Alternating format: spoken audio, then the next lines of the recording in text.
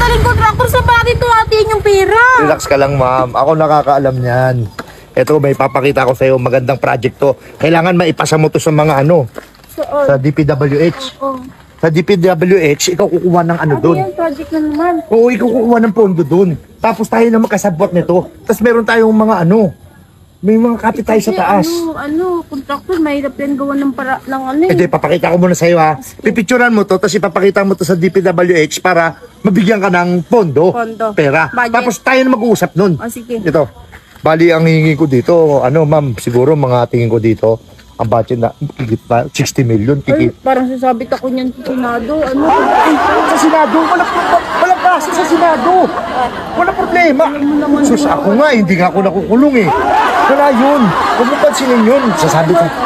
Ha? Madamay ako sa'yo, contractor. Ay, hindi, ma'am. Kaya nga sinasabi ko sa'yo, meron tayong kapit. Unang-unas.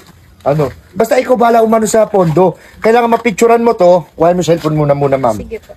Para may pakita mo doon sa DPWH yung ano, yung kalagayan dito. Kasi binabagyo to eh.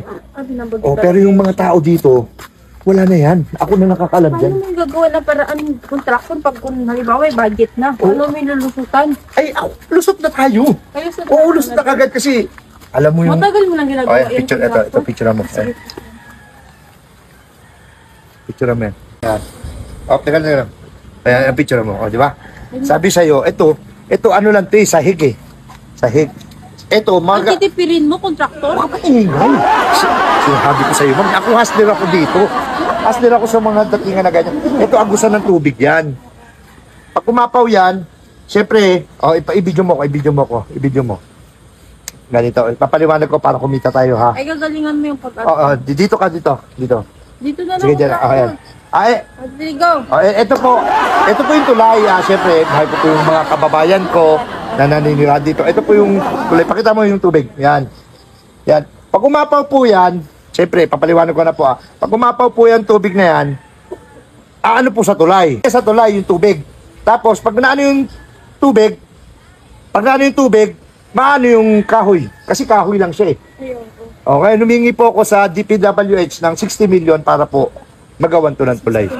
Kasi yung mga kababayan natin. Okay na ma'am. O ganito ma'am. Okay, papaliwanag sa sila. Kasi ma'am, 60 million. Di wag mo na muna yan. Kasi wag mo i-video yan kasi secret na to eh. Secret na eh. Di ba 60 million? Ano sabi mo yung hindi sasabi sa Senado? Ay, kunyari sa 60 million. Mahirap na kasi ngayon magdambok, maano eh. Ay, relax. Relax lang. Sa 60 million, di ba? Hindi lang tayo dalawa maghahati nun.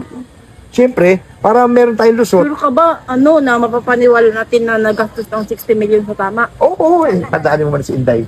Day! Ito ginagawa ko na ng paraan yung tulay natin ha. Para sa flood control. Okay, sige. Sige, salamat din. Tulad nun, titiwala na sa akin. Di ba? Sige. Basta yung 60 million, wag mong isipin na 30 million kagad, 30 million kagad ha. Sige, Marami tayong contractor, oo. Sige, ito, paghatian muna natin to. Sige, Kasi tayo lang na. Basta kay Ako na mag-ano ang contractor. Ha? Ako naman. Di, ako na. Ako contractor, ako nakaisip eh. Contractor, sige na ako naman. Ako nakaisip ng plano eh. Dito na, tara na, dito na. Tara na.